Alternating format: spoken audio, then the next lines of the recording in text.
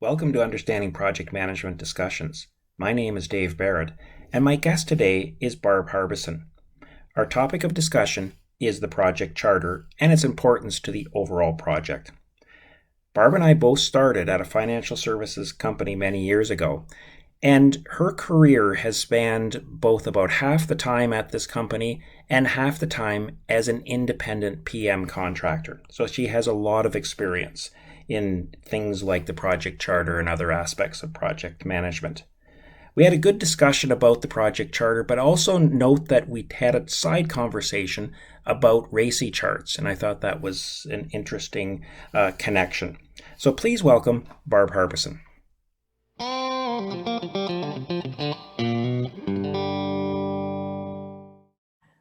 All right, well, thanks for coming on, Barb. I appreciate it. You're welcome. My pleasure.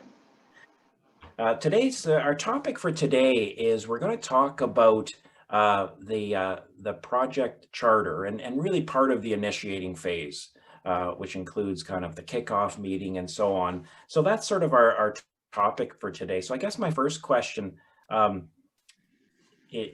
is what types of project charters have you created, or have you created charters, or where do you see it fitting into the initiating phase? Mm-hmm. So I've always been the person to write the charter in all of the projects I've worked on. So I've been doing projects for many, many years internally and as an external consultant. And I think all of them, maybe there's one exception, I've been tasked with writing the charter, not the sponsor. So, and it's my favorite thing to do, which is, when we talked about topics, I said, yeah, this is one of my favorite things to do in a project. I've written them big ones and I've written little ones. It depends on the client, internal or external client. So yeah, it's one of my favorite things to do. So tell me more about that. What is it about it that you like doing? Why is it your favorite? That's I don't know if I've heard anyone say it's their favorite before. So that's interesting. Yeah, no, I think I've always liked doing projects for the purpose that they fulfill. So there's some,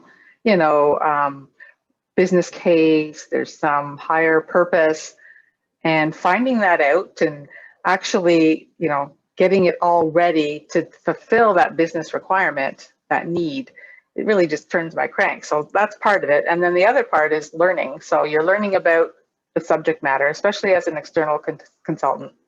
And you're coming in, you're finding out, well, what am I going to do? So you get to find out all about what you're going to do, and get all the different perspectives. So I could talk a little bit about how I do that, and it's just such a big learning. You're just absorbing so much information at this point in time that and I don't know. I just love. And then the product, the actual charter itself. It's got all the information from all the interviews that I've done. It really does set the course, right? So I just love getting charters done. And I mentioned fat and thin. Yeah, so there's sometimes you sometimes you have a charter and you're supposed to write it within a week, right? So you have you write a charter within a week. Sometimes it's a month. So it just depends on what the client wants, or the nature of the project, how big it is, how many stakeholders there are. So I've done them both. That's interesting. That was going to be my next question, is how much information should go in a charter? Yeah, I guess the idea of a week. So maybe I think it's complexity. So depending on the complexity of the project, is it part of a bigger program? Typically, if I go in and I meet with the client that's hired me, or the sponsor, and I start interviewing stakeholders to find out what they see the project is meant to be. And there's typically some kind of business case already floating around, so everybody knows about it, but they don't know really what's in it. They've all got different perspectives. So if it's a really big charter, or it's got a lot of complicated pieces like different stakeholders, different departments, it takes more time to get at, all the key ingredients for a charter. you're getting at the scope, what's in it, what's not in it. My favorite thing in the scope statement, what's in and what's out. Explicitly getting to that, explicitly getting to even some concepts of timeline, like people, have ideas of when things should go in, finding out, what's the driver, is it a time-driven project? So often they're time and cost. Right. So, getting at all that information, and you get it from all the different perspectives. So the priorities of scope from one area are different than the priority of scope from the other area. Right. And it's just so you very have interesting. you have to talk to multiple stakeholders then. So you're not just dealing with the project sponsor to create this. It sounds like you're talking to a number of stakeholders. That's exactly right. So if it was like a business and systems project, typically hired by the business sponsor, I'd get their lay of the land. I'd also pre-read any, business cases or documentation they could throw at me, so I get a sense of the subject.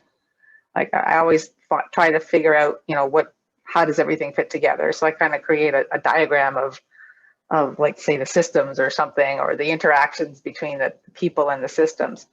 So I have to do that by talking to everybody and understanding their roles. And that it could be, typically it's the people involved in the project, but also just people that are impacted in the project. So at a minimum, I have to identify those people impacted. And then I may or may not interview them. It just depends on, you also find out that there's some people that are influencers. They may not have an active role, but they can influence. So you want to really get a hold of them and, find out what they're thinking and what their thoughts are on scope and everything. So where do you, so, you're really, I think, confirming the importance of a project charter. How do you know where to stop? Like you mentioned scope statement earlier, which is a, more detailed planning and so on, but where do you see, because you could just, like if you start defining scope in the charter, you could work a long time on that and take it right through planning. So where's the dividing line that you go, okay, that's enough. Now we're good. We'll publish this thing and allow planning to take place. It's, I know what you're saying, because you could go into requirements. Right. I mean, right? You don't want to go there, but you want to go far enough so that you know what you're doing and what you're not doing. And you're typically, there's a certain amount of time given to write a charter. So you're only going to go so far. And so you can conceptualize deliverables, at a reasonable degree. And sometimes even by putting the what's out part of it helps you kind of get enough of the flavor of the requirements. So it's not really a scientific thing. It just depends on the client. But yeah, you don't want to go full requirements. I mean, that's not where you're going. But you can have a detailed scope statement on a complex project. Right. It could be 25 items. Right. I mean, that is one thing I try to convey, is that there is no one size fits all. There's no one template that works for all organizations and they're all 3 pages long. Like that just doesn't exist. And I guess that's what you're saying too, is that it really depends on the client, the organization, the complexity of the project. There's all kinds of variables. The number of stakeholders is probably another factor in terms of, and that will make this, document either very, very, smallish or largish. Like, and there really isn't one right answer to that. Oh, it's exactly right. I mean, a key part of the charter too is you're asking about, why are we doing this? Which is when you're interviewing the sponsor, you're going to capture all that information and you're putting it in your charter, because a lot of people are going to read this charter later and you're going to come back to it all the way through the project. So you want enough in there that you can validate what you're doing later in the project without doing requirements. So if it's high enough level, even principles, we'll put guiding principles in this charter, because that can help you guide your scope too. So you have enough of a scope statement, some guiding principles, and then, hopefully as you're doing requirements, you're going, is this in or out? I have scope creep here. This wasn't clear in the charter, and it may not be. You may not have been able to identify it, but hopefully with high level statements, you'll get there. Now, who I think an official, I think it's still in PMBOK that the project sponsor officially produces the sponsor. I think I believe in really kind of the base theory that that's true. Is that your experience, or did you as the project manager create and publish the charter yourself on behalf of the sponsor? Like, have you seen it both ways, or who have you found like physically creates it and sends it? The 98% of the time I've created the charter. Right, and you're the author. So the project manager, I am the author. I'm not the sign off. I have different people signing it off. So I'm capturing what they're telling me, all the different parties. But yeah, I'm the one writing it because these clients are very busy, and the material, the work that goes into a charter, the sponsors often don't have the time, but they're very key on being interviewed and reviewing it. They'll review the charter, approve the charter, and so on. So yeah, that's good. I've very rarely got a charter. Yeah, that's my experience too, and I've always looked at that part, when I've read it and gone, yeah, I haven't seen that myself. That, like you say, project sponsors, they're doing 100 other things, and they don't have a week to set aside, or 3 weeks, or whatever it is, to do this. So they are, the project manager is doing it on their behalf, Exactly. and they are, of course, the key stakeholder, or certainly one of the key stakeholders, that you're doing it on their behalf, and they have to sign it off and all that kind of thing. What do you think the effect would be of either no charter or an ill-conceived or written charter? Like, what's the downside if we kind of say, let's just get going? Because sometimes there's organizational pressure to stop this chatting with the interviews, and let's just start coding, or whatever it is. So what's the downside of no charter? No charter is risky, really, really risky. I mean, you could be spending your money, your time in the wrong direction, because you're going to have limited resources. You're assuming most of the time it's limited resources. Or you have a real high quality scope, which means you should really have a charter to define what you're doing. If you have people rowing in the different directions, if you wouldn't have a charter, you wouldn't even know what success is. Like, a charter tells you what's it going to mean to be successful on this project, right? It's going to tell you if it's time driven or cost driven, or like to just start working. And it's not to say people aren't doing a little bit of requirements analysis because they have a general feel for it. Definitely seeing that start while the charter's being written, because it's not like you're going far afield. You're getting general, doing some general analysis or general requirements. And when we're time driven, I've seen that happen. But yeah, it would be a disaster. Even in the old days, back when I was a programmer, we didn't start a project without a requirements document, or an initiation document. It was like a charter, but it was called something different back in the old days.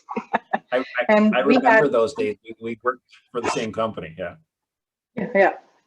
So, like, as long as it's money they're spending. So clients don't want, maybe in a startup where you're doing investigation and you're just doing, what's the word I'm thinking of, when you're trying to design an interface and you don't quite know what it is. So sometimes you're doing some stuff to see, is this what we want? Is this what you're prototyping? Like, you might see some prototyping going on or something before you really have a charter, maybe, I guess. But you won't be successful if you're not all on the same page. Yeah, I remember. It's funny you mentioned the programming days. We share the same company that we started at, and I recall that document was called the Project Initiation Report in our systems development lifecycle, and yeah, that it essentially was the chart. It was just the charter by another name, and that's something that. That's another thing that I've talked about when teaching this, is that it might be called something else. A project charter is a name for something that does all these things, but you could have an organization that calls it something else, a project, startup document, or an initiation report, or whatever it is, but it did the same thing. So I've recalled that as well. So let's sort of move into sort of the what happens after you publish it. The there is the concept of project kickoff meetings. So is that something that you've been involved in or do often or sometimes or all the time, of have some kind of a meeting sort of thing to attach to the charter? Yeah, I'd say frequently. So once the charter's been written, usually I get a few reviews in with various people, get modifications done, it's published, it's signed off. And then we'll do our kickoff. And the kickoff, I'd say, yeah, most of the time I'd have a kickoff. It can be really informal. It can be formal because it might be big. Mm-hmm. And it's great because, I've done kickoffs where we go through the charter, like it might be a 20-page charter, right? Or you also have like a PowerPoint slide just summarizing some key information. So you say pre-read that charter and you come in and then you work through it on a PowerPoint, usually with the sponsor kicking it off. The sponsor is going to talk about, hey, we need to do this, rah, rah, rah, here's the right reasons, really get people understanding the why, because when you know the why, it makes such a difference. And either some questions and answers for the sponsor at that point in time, if they can't stay for the whole meeting, or at the end, it depends. And then you go through the key kind of, if you think about all the parts of the charter, I would go through your scope, your guiding principles, any kind of, we often put some high level timelines and some high level deliverables. Yeah. Even if it's our next project planning deliverable, there's something in there. So here's what's coming next. Roles, here's your role, here's all the other roles, talked about scope. So we'll actually go through that, and it's an interactive way for people to ask their questions, because when you read a charter, you might read a word and you may not really, know what it's not the same thing that someone else read. Like, you all interpret it differently. So you have a discussion and you get clarity. And I might even modify the charter, version 1.1, because, oh yeah, we didn't think about that perspective. You got more people commenting and feeding back, so we could actually have a revision to the charter and a kickoff. So it's a really good way of that two-way communication. So here's the information, and are you receiving it, and let's talk about it. Yeah.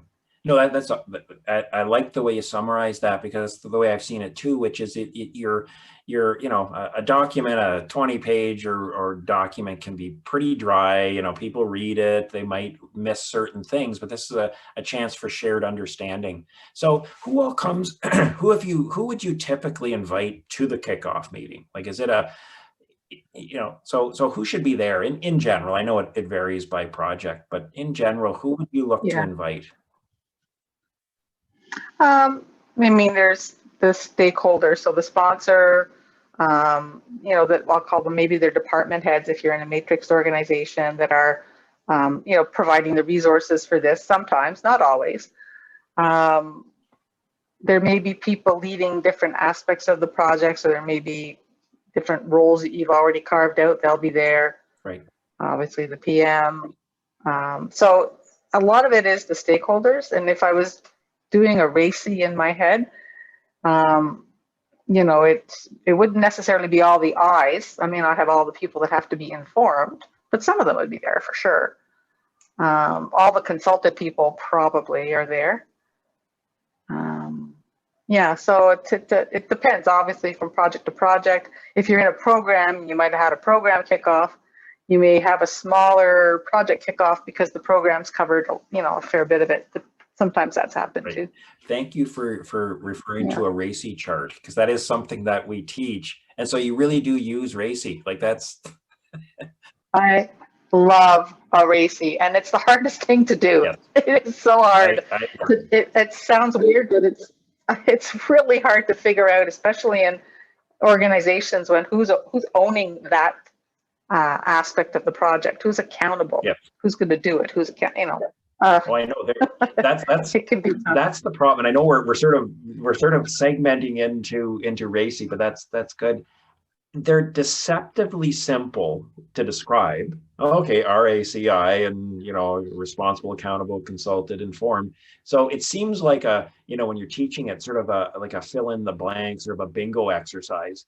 But in real life, it's really, as you mentioned, is really hard to indicate, well, who is accountable for this, and who do I need to inform? You don't want to inform everyone, because that's just information overload, right? So it's Yeah. super important. But the thing itself is just a matrix. It's just an Excel spreadsheet or a Word document, a Word table. So that's a really good way of describing it. What about the project team? Would you see, now at this phase, the full project team might not be known yet, but would you see you involving project team members in a kickoff? Yes, definitely. Oh, definitely. I view them as key stakeholders. Right, right, Yeah, yeah, for sure. Because if they're doing the work, they've got to understand what they're doing and all the right reasons and all the pieces to the project. So it wouldn't necessarily be everybody on the project. We may do sub kickoffs later, but most of the leads on the project right. team would be there. Yeah, the senior Yeah, folks. for So, sure, for uh, sure. anyways, Hmm. Barb, I appreciate your time, and this has been a fantastic discussion about uh, the value of the project charter as well as the kickoff meeting. So, thanks very much. Your experience is really appreciated, and I appreciate you taking the time for today. So thanks again. Oh, my pleasure. As you can see, I love my charter. You're welcome. Okay, okay. Bye for now.